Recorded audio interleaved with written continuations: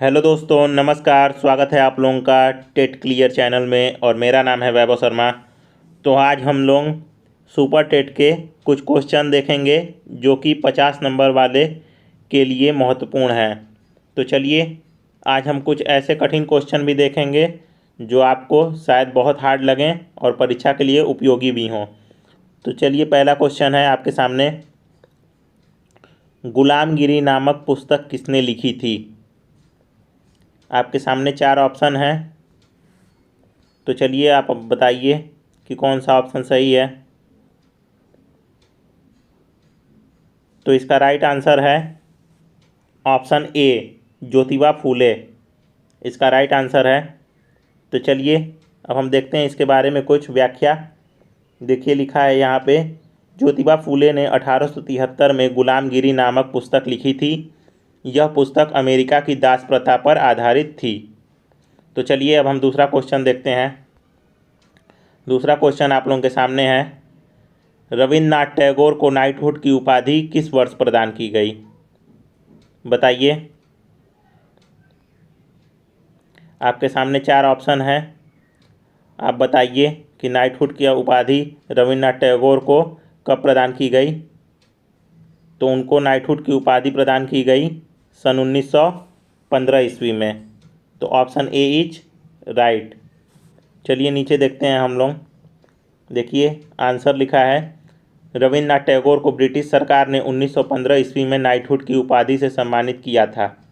13 अप्रैल 1919 को जलियांवाला बाग कांड हत्या जो गठित हुई थी, उससे इन्होंने अपनी नाइटहुड की उपाधि त्याग दी थी। तो चलिए, इसके बाद हम आगे नेक्स्ट क्वेश्चन की ओर बढ़ते हैं। नेक्स्ट क्वेश्चन तीसरा है। स्वतंत्रता के समय भारतीय राष्ट्रीय कांग्रेस के अध्यक्ष कौन थे? तो बताइए आप लोग। देखिए, तो इसका राइट आंसर होगा option number B, JB Kripalani. आप लोग नीचे अपना कमेंट में आंसर भी बताइएगा कि कितने क्वेश्चन आपने सही अटेम्प्ट किए हैं।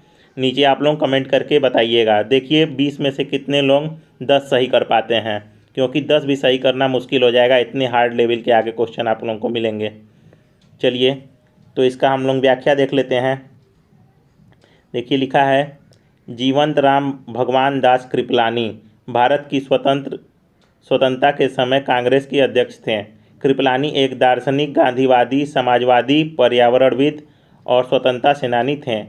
चलिए, इसके आगे हम चौथा क्वेश्चन देखते हैं। चौथा क्वेश्चन है, भारतीय पुरातत्व विभाग को अस्थायी संस्था कब बनाया गया? देखिए, आपके सामने 4 ऑप्शन है। आप लोग सोच लीजिए अपना आंसर। तो इसका राइट आंसर है ऑप्शन नंबर ए, 1906। तो देखिए, यहाँ पे इसका आंसर लिखा है, भारतीय पुरातत्व विभाग की स्थापना 1861 में एलेक्जेंडर कनिंघम ने की थी। वर्ष 1906 में अस्थायी संस्था इसे बनाया गया था। तो इसकी स्थापना किसने की थी? Alexander Cunningham. तो चलिए, अब हम बढ़ते हैं नेक्स्ट क्वेश्चन की ओर। तो क्वेश्चन नंबर 5 है, सुभाष चंद्र बोस ने अंतरिम सरकार की स्थापना कब की थी? तो आप लोग बताइए, सुभाष चंद्र बोस ने अंतरिम सरकार की स्थापना कब की थी? तो इसका राइट आंसर है ऑप्शन नंबर ए, 1943। तो चलिए, आगे देखते हैं इसकी व्याख्या क्या लिखी है। देखिए, लिखी है, वर्ष 1943 में सुभाष चंद्र बोस ने सिंगापुर में अर्जी हुकूमत ए हिंद नामक अंतरिम सरकार की स्थापना की थी। उस सरकार का क्या नाम था? देखिए, यहाँ पे लिखा है अर्जी हुकूमत ए हिंद। तो इसके बाद देखिए क्या लिखा है। लिखा है, इस सरकार का समर्थन धुरी राष्ट्रों जापान, नाजी जर्मनी, इटली और उनके सहयोगियों ने किया। इस सरकार में सुभाष चंद्र बोस को प्रधानमंत्री, रक्षा मंत्री और विदेश मंत्री बनाया गया था। फिर इसके बाद लिखा है, रास बिहारी बोस को मुख्य सलाहकार बनाया गया था। तो चलिए, इसके बाद हम नेक्स्ट क्वेश्चन की ओर चलते हैं। नेक्स्ट क्वेश्चन है, किस समाजवादी नेता ने जेल से भागकर भारत छोड़ो आंदोलन में हिस्सा लिया था? तो 4 विकल्प आपके सामने हैं। तो इसका राइट आंसर होगा ऑप्शन नंबर ए, राम मनोहर लोहिया। तो देखिए इसका व्याख्या हम लोग देख लेते हैं। इसकी व्याख्या है, राम मनोहर लोहिया का जन्म 23 मार्च 1910 को अकबरपुर में हुआ था। वे स्वतंत्रता सेनानी और समाजवादी थे। वे कांग्रेस सोशलिस्ट पार्टी के सह संस्थापक भी थे। तो चलिए अब हम लोग आगे बढ़ते हैं। देखिए, बक्सर की लड़ाई के बाद बंगाल के नवाब की गद्दी पर किसे बैठाया गया? तो बताइए किसे बैठाया गया? तो इसका राइट आंसर क्या होगा? इसका राइट आंसर देखिए डायरेक्ट लिखा है, बक्सर की लड़ाई के बाद, बक्सर की लड़ाई सन 1764 में हुई। इसके बाद मीर जाफ़र को बंगाल का नवाब बनाया गया। तो इसका राइट आंसर क्या होगा यहाँ पे? इसका राइट आंसर होगा यहाँ पे option A, Mir Jafar is right. तो चलिए अब हम बढ़ते हैं नेक्स्ट क्वेश्चन की ओर। क्वेश्चन नंबर 8 है, स्वदेश बंधन की स्थापना किसने की थी? स्वदेश बंधन की स्थापना किसने की थी? तो इसका राइट आंसर है option number B, Ashwini Kumar Dutta. तो चलिए अब हम इसका डिटेल देख लेते हैं। देखिए, स्वदेश बंधन समिति की स्थापना अश्विनी कुमार दत्ता ने की थी। इस संगठन का उद्देश्य स्वदेश उत्पादकों के इस्तेमाल में वृद्धि और विदेशी उत्पादकों का बहिष्कार करना था। तो चलिए अब हम आगे बढ़ते हैं नेक्स्ट क्वेश्चन की ओर। नेक्स्ट क्वेश्चन है, देखिए यहाँ से कुछ भूगोल के क्वेश्चन चालू होते हैं। तो देखिए लिखा है, यदि दिल्ली में कोई मैच सुबह 10 बजे शुरू होता है तो लंदन में दर्शक उसे किस समय पे देखेंगे? तो चलिए इसका राइट आंसर आप लोग बताइए। इसका राइट आंसर क्या होगा? इसका राइट आंसर होगा ऑप्शन नंबर बी, सुबह 4:30 बजे। देखिए क्यों होगा? देखिए यहाँ पे लिखा है, इंग्लैंड का ग्रीनविच मीन टाइम भारतीय मानक समय के 5.5 घंटा पीछे है। तो देखिए यहाँ पे लिखा है कि 10 बजे शुरू हुआ वहाँ पे, तो 5.5 घंटा वहाँ पे पीछे होगा जब भी होगा। तो कितना बजेगा वहाँ पे? वहाँ पे बजेगा 4:30। तो चलिए अब हम नेक्स्ट क्वेश्चन देखते हैं। क्वेश्चन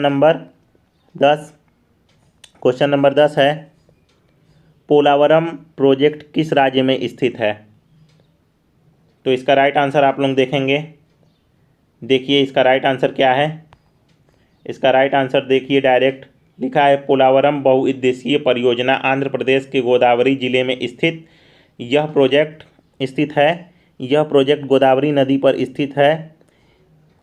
इस प्रोजेक्ट पर वर्ष 2004 में कार्य प्रारंभ हुआ था। यह 2019 में कार्यशील होगा।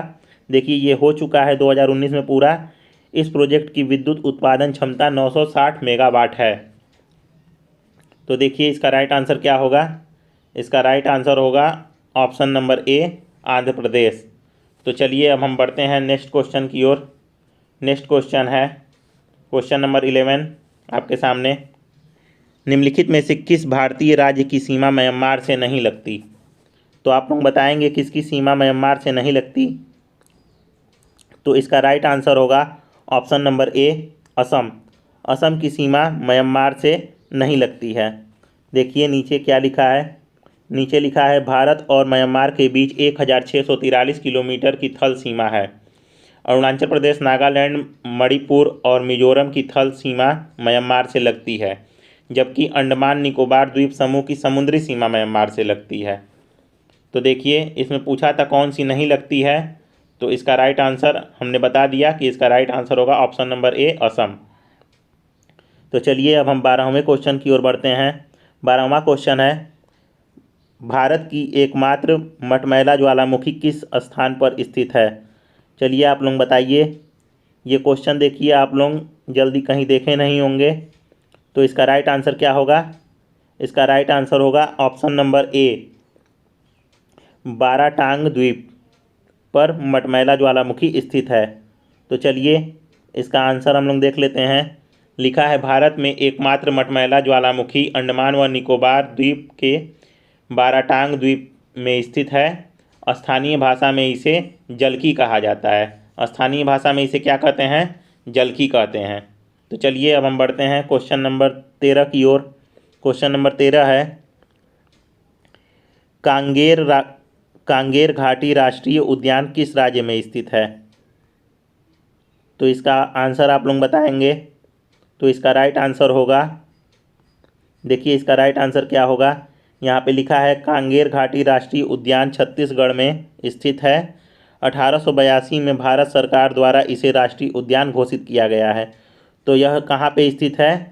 यह स्थित है ऑप्शन नंबर बी, छत्तीसगढ़ में। तो चलिए अब हम नेक्स्ट क्वेश्चन देखेंगे। नेक्स्ट क्वेश्चन है क्वेश्चन नंबर 14, ताप के अंतर का उपयोग निम्नलिखित में से किस कॉन्सेप्ट के लिए किया जाता है? बताइए तापांतर किसके लिए उपयोग होता है? तो इसका राइट आंसर है ऑप्शन नंबर ए, मानसून। तो चलिए देखिए नीचे क्या लिखा है। लिखा है मानसून की उत्पत्ति स्थल और जल क्षेत्र में मानसून की उत्पत्ति स्थल और जल क्षेत्र में असमान ताप के कारण होती है। स्थल में तापमान अधिक होने के कारण वायुदाब कम होता है। स्थल में तापमान जब अधिक होगा तो क्या होगा? वायुदाब कम हो जाएगा। जबकि जलीय क्षेत्र में जब दाब अपेक्षाकृत अधिक होगा, जब जलीय क्षेत्र में दाब अधिक होगा तो उच्च वायु दाब का क्षेत्र बनेगा और जो कि निम्न वायु दाब क्षेत्र की ओर बहेगा। मतलब वायु उच्च दाब से निम्न वायु दाब की ओर बहेगी जब दाब अपेक्षाकृत अधिक रहेगा जलीय क्षेत्र में। तो चलिए इसके बाद हम नेक्स्ट बढ़ते हैं आगे देखिए 15 नंबर क्वेश्चन, भारत के स्थलाकृत मानचित्र किस संगठन के द्वारा बनाए जाते हैं? देखिए ये आप लोगों को देखने में तीनों एक ही जैसे लग रहे होंगे, मगर इसका राइट आंसर क्या होगा? इसका राइट आंसर होगा ऑप्शन नंबर सी, भारतीय सर्वेक्षण। भारतीय सर्वेक्षण विभाग के द्वारा स्थलाकृत मानचित्र बनाए जाते हैं। देखिए क्या लिखा है, भारतीय सर्वेक्षण विभाग की स्थापना 1767 ईस्वी में की गई थी। आगे नेक्स्ट क्वेश्चन हम लोग देखेंगे 16 नंबर। इसमें लिखा है निम्नलिखित में से पिडमोंट पठार का उदाहरण कौन सा है? आप लोग बताइए पिडमोंट पठार कौन सा है इसमें से? तो देखिए इसका राइट आंसर क्या होगा? इसका राइट आंसर होगा ऑप्शन नंबर बी, मालवा का पठार। मालवा का पठार पिडमोंट पठार का उदाहरण है। तो चलिए इसका हम लोग आंसर देखेंगे। इसका आंसर है पिडमोंट पठार की एक और पर्वत होता है। मालवा पठार भी इसी पिडमोंट पठार का उदाहरण है। तो ये पिडमोंट पठार क्या होते हैं? जिसके एक और पर्वत होता है वो पिडमोंट पठार होते हैं। तो चलिए अब हम आगे बढ़ते हैं क्वेश्चन नंबर 17 की ओर। क्वेश्चन नंबर 17 है, निम्नलिखित में से किस मठ को गलदे नामगये लहत्से कहा जाता है? आप बताइए किस मठ को गलदे नामगये लहत्से कहा जाता है?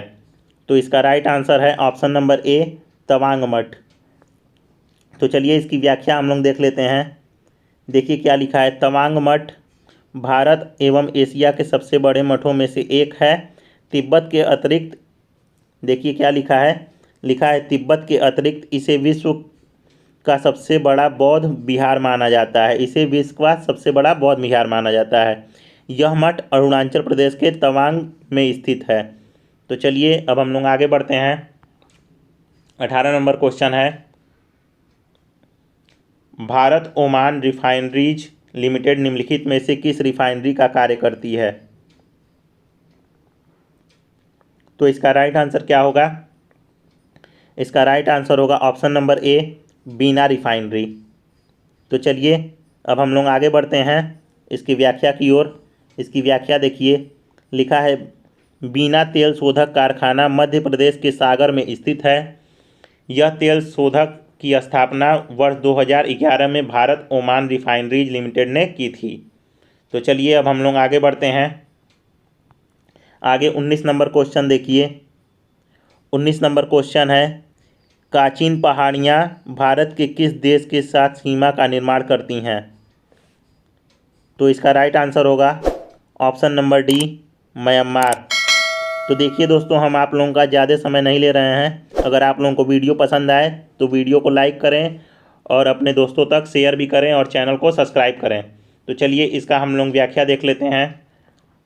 लिखा है, काचिन पहाड़ियाँ म्यांमार के सुदूर उत्तर पूर्व काचिन राज्य में स्थित हैं। ये कहाँ स्थित हैं? काचिन की पहाड़ियाँ उत्तर पूर्व काचिन राज्य में स्थित हैं, म्यांमार से सुदूर।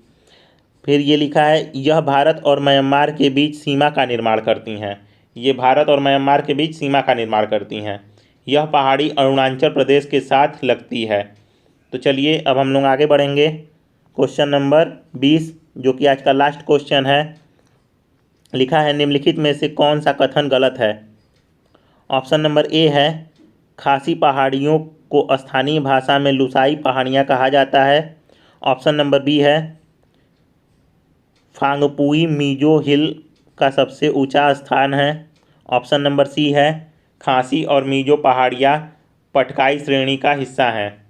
ऑप्शन नंबर डी है, उपयुक्त सभी कथन सही हैं। तो इसका राइट आंसर क्या होगा? इसका राइट आंसर होगा ऑप्शन नंबर ए। तो देखिए ये कथन गलत है, तो इसका सही हम लोग देखेंगे। सही क्या है? मिजो की पहाड़ियाँ स्थानीय भाषा में इनको लुसाई कहा जाता है। मिजो की पहाड़ियों को स्थानीय भाषा में लुसाई कहते हैं। मिजो की पहाड़ियाँ त्रिपुरा में स्थित है। कहाँ स्थित हैं? मिजोरम और त्रिपुरा में स्थित हैं। यह समुद्र तल से 2157 मीटर की ऊंचाई पर स्थित हैं। तो चलिए दोस्तों, आप लोगों को उम्मीद है वीडियो पसंद आया होगा। पसंद आए तो चैनल को सब्सक्राइब करें और अपने दोस्तों तक शेयर करना नहीं भूलें। तो मिलते हैं नेक्स्ट वीडियो में।